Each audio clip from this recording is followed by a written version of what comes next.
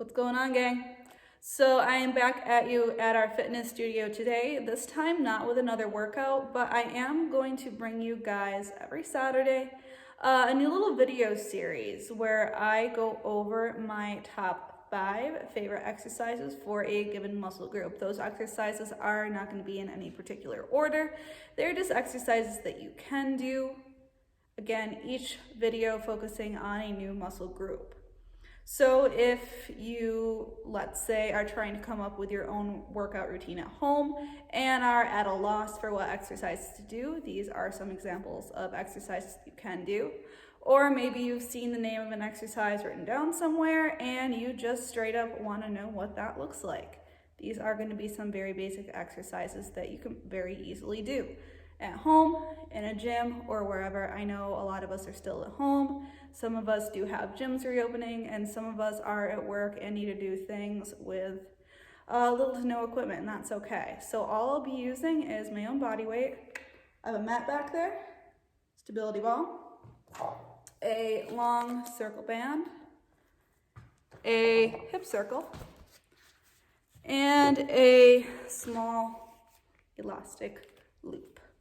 I will be linking all of these down in the description box below if you're interested in purchasing any of these pieces of equipment. I find them to be very helpful and take up minimal space. So let's go ahead and get into the first day. What we have for our exercise, number 1, week 1, is going to be glutes.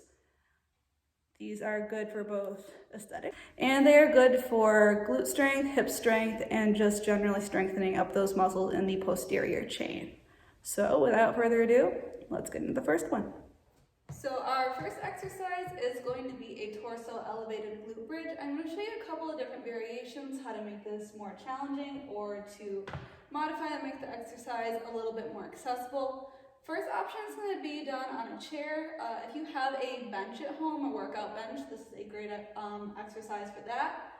I'm just using one of our chairs that we keep up here in the studio. You can use a sofa in the living room, but it'll probably be a little bit more comfortable because, again, your back is going to be against the edge of this chair. It's going to be right underneath the shoulder blades. It's a little uncomfortable, but that's okay. Not the end of the world.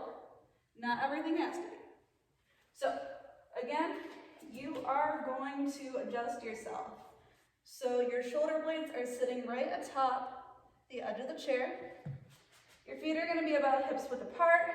Knees are going to be either right over top of the ankles, or the ankles are going to be about a step out from the knees or so. You're going to keep the chin tucked, and you're going to keep your torso completely still. You're going to drive through the heels, pressing your hips up, making a nice tabletop formation with your torso into your legs, squeezing the glutes, then lowering back down. Again, chin's tucked. If you want, you can pop the hands right behind the head as a little bit of extra support, and then lowering back down. What you're not doing is rocking your torso back and forth. Everything up here stays nice and still. If you want to make this more challenging, you can always put a weight on your hips.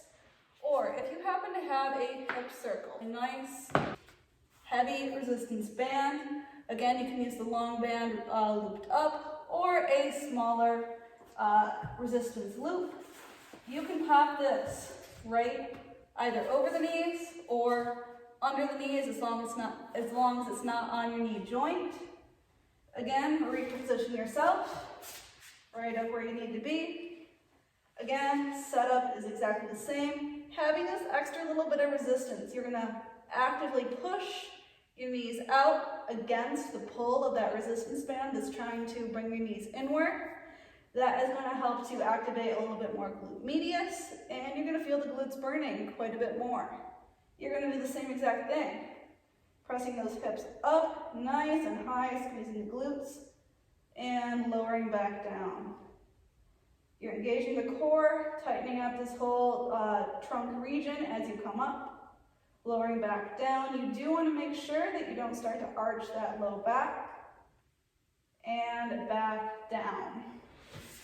This can also be done on a stability ball if you do happen to have one at home. Just want to make sure it's tall enough. Same thing, walk yourself out, pressing the hips up, lowering back down. That's exercise number 1. Exercise number 2 is a resistance band RDL. Now I have my personal favorite piece of resistance equipment, aside from maybe the hip circle. It is a SPRI Superband. Plenty of other companies make these, and again, I will link some down in the description box below. But I kind of prefer these to the resistance bands with handles, although you can absolutely use one of those if you want. This is just from my personal collection of equipment. What you're going to do is step your feet on the band, making sure that it goes underneath the whole foot so this doesn't come snapping out and hitting you in the face. We don't want that. Feet are going to be right underneath the hips, and you're going to hold on to those bands. Handles if you're using the ones with handles. What you're going to do, turn this way so you can see what I'm doing, you're going to hinge at the hips, pushing the hips back, lowering down. It's going to feel easier on the way down as that's the way the band is going to be going. The back stays nice and flat, shoulder blades rounded back, down and in. And then you're going to press those hips forward, returning to that standing position. You're going to feel a nice tightness down the back of the legs. Again, you want to avoid rounding the back, upper and lower. So you're going to be working the back here as well, then pressing up. You're going to feel this in the glutes right as you come back up. If you need to make this a little bit more challenging, as you can see, I'm gripping down lower on my resistance band. That is going to increase the tension, making this exercise feel a little bit harder. The alternative can be to hold on to a little bit less.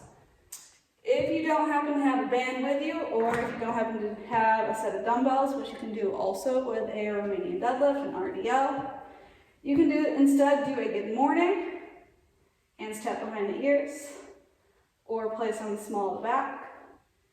If our hands are tucked behind the ears, make sure you're not gripping onto the back of the head. Elbows in line with shoulders, pushing those hips back, feeling that nice tightness down the back of the legs. And then pressing those hips back forward. Same type of motion, that great hip hinge motion, just done without any weight. If you do this body weight, you want to make sure it's a nice, slow, controlled motion, that you're not just quick whipping through, because you're not going to feel anything except for inevitable back pain, which we don't want. As exercise 2. Next exercise is going to be a banded lateral walk.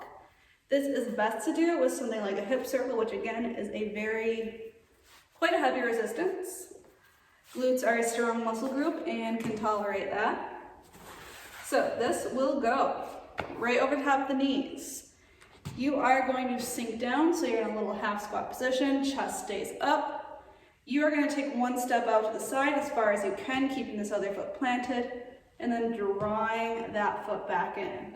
Again, step to the side, pull in, step to the side, pull in, and then doing however many repetitions you need on one side, and doing an equal amount on the other side. You want to make sure that you're not leaning into it. Nice big step, draw in with control. What you don't want to do is step out and snap in. Sure, you're going to feel it a little bit, but you really want to control that range of motion. If you don't happen to have a hip circle, but you do have something like a long band, this guy can be doubled up or tripled up even. Maybe not with this particular one. And it can be placed against those legs. In this case, I probably would want to place this below my knees. Otherwise, I do happen to be quite short, so I don't have that huge of a step. So step to the side, back in. Step to the side, back in. Something else you can do if lateral motion is not so good for you is a little something called a monster walk. I'm going to return to my hip circle because I do prefer that. You start off in that same little quarter squat, half squat position. You're going to sweep your knee in and out, step forward. Nice, sluggish step. That's exercise number 3. Exercise number 4. We're going to get all Jane Fonda workout video on you guys. We're going to do a sideline clamshell. This is going to work our glute medius, kind of think that Pilates muscle. For this, you're gonna lie on your side. Heels are gonna be in line with your hips, knees are out. You're gonna keep your entire upper body nice and still. Important part here is heels stay together throughout the whole motion. You are going to hinge at that heel, squeezing the butt at the top here. Again, you're not rolling to the side, back down. Out, squeeze, back down. This is not something you want to go through super quick, so otherwise you're not going to feel much of anything at all. If you do happen to have a dumbbell, you can place one on the side of your hip here. Or something I'm a fan of is using the little elastic circle. Using that hip circle is possible, but it probably is going to feel like quite a heavy resistance, especially since it's such a small range of motion. You can put this right on the underside of those knees, same thing. Out, squeeze, back down. Press out against the resistance of that band, and back down. Of course, doing the same amount of repetitions on one side as you do the other, so everything's all nice and even. If getting on the ground is a bad option for you, you can always do a standing hip abduction. I'll show you from the front. Turn that toe in, keeping the rest of your body still. You're gonna press that heel out to the side, squeeze the butt. Lower back down. Again, the toes turn in, the heel presses out, squeeze, back down. What you're not doing is just kind of whipping out to the side. Nice, controlled range of motion. Exercise number 4. And our final and 5th exercise is going to be a slow eccentric box step up. What does that mean? So we all probably kind of know what a box step up looks like. We often see that in like a step aerobics class where you're quick going up and down. We are going to take this nice and slow. I'm going to do this on this chair. This is honestly a bit high for me. I would probably want to do something that's quite a bit lower than this. But for all intents and purposes, I can still show you what this is going to look like. You are going to keep one foot planted at a time. What you're going to do is press off the foot that is up on the box or elevated surface. You're going to press up. If you need to, you can tap that other foot at the top. And then you are slowly going to lower yourself back down. Press up off that foot that is on the box or chair. Slow lower back down. Yes, this does require balance. If you need something to balance on, that is absolutely fine. You're going to really focus on those glutes as you come down, and do think about the muscle that's working. We want to do things with purpose, on purpose. So we don't want to just quickly go through that range of motion, not thinking about what we're working, not feeling what we're working. We'll get the most out of these exercises if we are conscious about what we are doing. And then you do the same thing on the other side.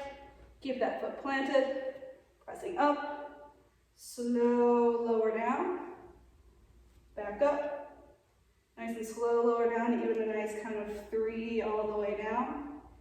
And something else you don't want to do is slow, lower down, slow, lower down, slow, lower down, and plump right to the bottom. You want to control all the way down. Let that foot come down with control, which again is a little bit more challenging to do if you are on a higher incline, if you're a shorter person like me. But just be conscious of that. This is great to do because it is going to be one of those unilateral exercises, working one limb at a time. So if you do have strength imbalances from one side to the other, doing these one leg at a time or one arm at a time exercises will start to kind of work on those imbalances. So that is exercise number 5. So that is it for today, guys. This is going to be our first episode. I'm going to hopefully try to get these up every Saturday. Again, I just kind of want these to be a guide for you if you don't know what to do for a certain muscle group, if you have a certain weak area and you don't know what exercises are good for it. These are some, but not all of the exercises that you can do. I find these to be effective. I use these in my own workouts, and I have you guys do them as well. So hopefully you enjoy. If you have any questions, if you have any comments, concerns, go ahead and leave them down in the comment box below. Or if you need any further explanation, or you just want to say hi. So that's it for this week. I will see you guys next time.